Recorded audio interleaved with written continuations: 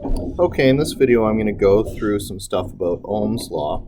In the previous video I talked about the relationships between voltage, current, and resistance, but now I just want to go through some of the sort of procedural stuff of how to use it mathematically to predict voltages and currents and resistances.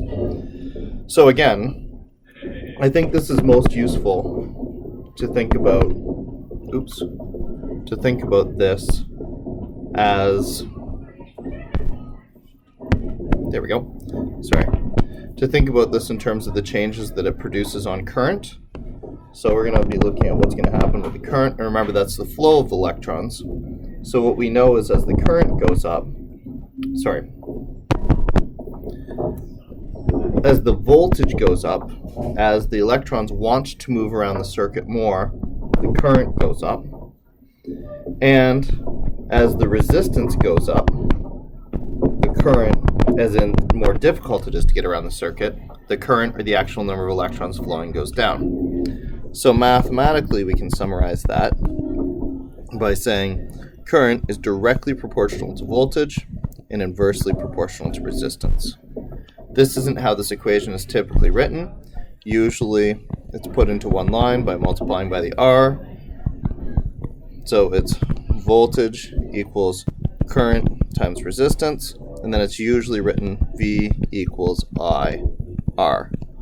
Keeping in mind here one more time that V is voltage, R is resistance, and I is current. Now we can use this mathematical relationship to determine the voltage, current, or resistance at any point in a circuit. So I'm using all these symbols up here, and I thought before we get into the math, we better take a second and talk about what symbols or what units go with each thing. So remember here that a symbol is the representation of that item that we would use in an equation. If I was going to say distance, for example, I would probably use the symbol D in an equation. Unit is the standard way we measure that quantity. So if I was dealing with distance again, typically I would measure my distance in meters. So for voltage, our symbol is volts, V, and our unit is the volt, also represented by a V. So those two are the same. Current, in an equation we use the symbol I, and current is measured in amperes, which we use A. And finally, resistance. In the equation we use the symbol R, and the unit we associate with resistance is the ohm, named after the guy who made up the law. And the ohm gets this funny symbol. It's a Greek letter, and it kind of looks like a horseshoe. So that's how we're going to refer to these things when we have our equations, and these are the appropriate units that we're going to use to measure them. Alright, so let's see what this looks like in a problem. A 9-volt battery is attached to a 18, ohm resistor. Determine the current that will pass through the circuit. So here I'm going to write out my given. My voltage is given as 9 volts. See, I have my symbol here and my unit here. Symbol, unit. And its resistance is an 18 ohm resistor. And then my unknown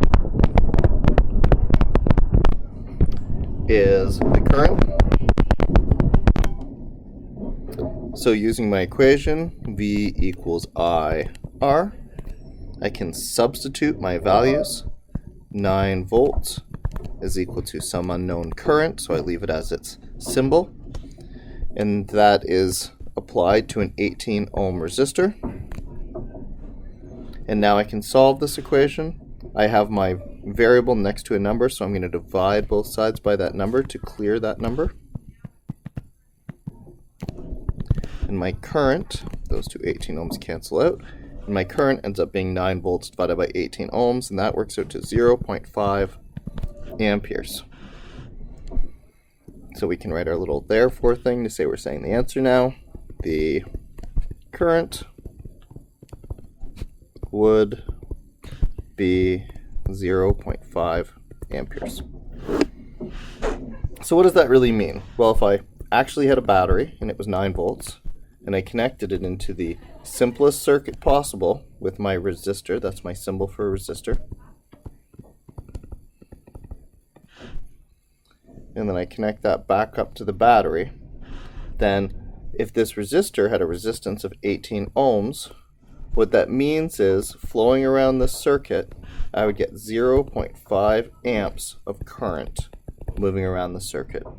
0.5 amps represents some number of electrons that are moving around the circuit, and for the sake of just your understanding right now, recognize that that number is just so large that we don't really worry about it. We use this unit because it's more convenient, because there are billions and billions times billions of electrons moving around the circuit, so way too many to count. All right, let's do another one. Again, here are given.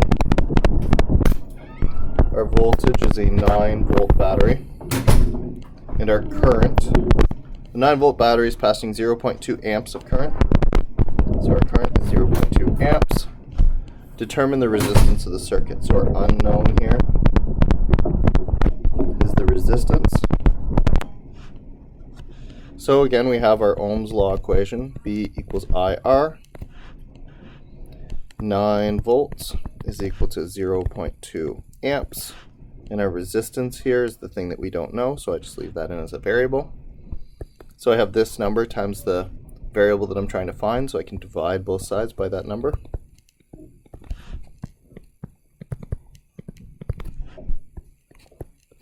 And my resistance works out to be 45 ohms. 9 volts divided by 0.2.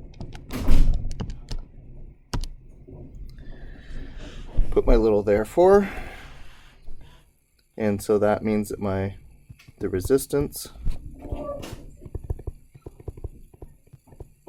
is 45 ohms.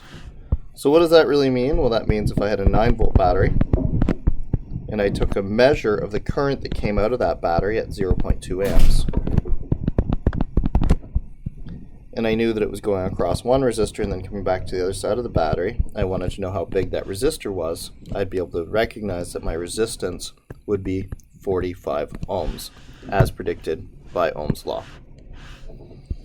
So again, our general relationship as voltage, or the need for electrons to move around the circuit, gets bigger, current gets bigger. The more resistance we put into a circuit, current gets smaller. When we want to do math with it, we need to make sure we know our proper symbols and units. Symbols for voltage, current, and resistance are VIR respectively, and measured in volts, amperes, and ohms. So then when we go to do our mathematical problems, we can make sure we're using our proper symbols and we have our proper units, and as a result, we can predict values in circuits that we might not have had based on the relationship of Ohm's law.